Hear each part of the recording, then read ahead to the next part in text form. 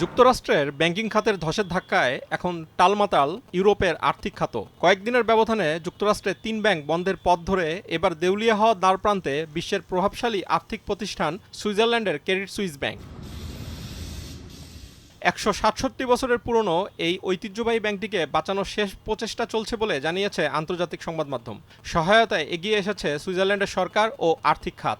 সর্বশেষ তথ্য অনুযায়ী ধুঁকতে থাকা ব্যাংকটিকে কিনতে রাজি হয়েছে সুইজারল্যান্ডের আরেকটি ব্যাংক ইউবিএস এজি।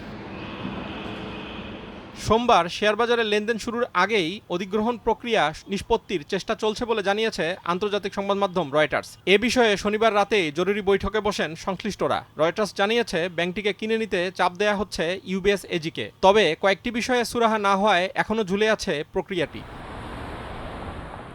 দুটি ব্যাংক একীভূত হলে ১০,০০০-এরও বেশি কর্মীর চাকরি হারানোর শঙ্কা রয়েছে। পাশাপাশি ক্রেডিট সুইস রকমারের ডিসকাউন্টের উপরে শুধুমাত্র নগদ দিয়ে পেমেন্ট করলেই পাবেন আরও ২১% ক্যাশব্যাক।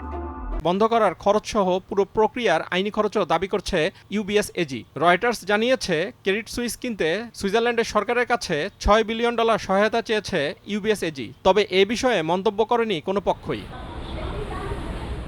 গত সপ্তাহে যুক্তরাষ্ট্রে প্রথমে বন্ধ হয় ক্রিপ্টোকারেন্সি লেনদেন ভিত্তিক ব্যাংক সিলভারগেট। এর পরপরই বন্ধ হয় সিলিকন ভ্যালি এবং সিগনেচার ব্যাংক। এর ধাক্কা এসে লাগে ক্রেডিট সুইসেও। গত বুধবার একদিনে ব্যাংকটির শেয়ারের দর ২৪% পতন হয়। এর পরপরই আতঙ্ক ছড়িয়ে পড়ে ইউরোপের আর্থিক খাতে।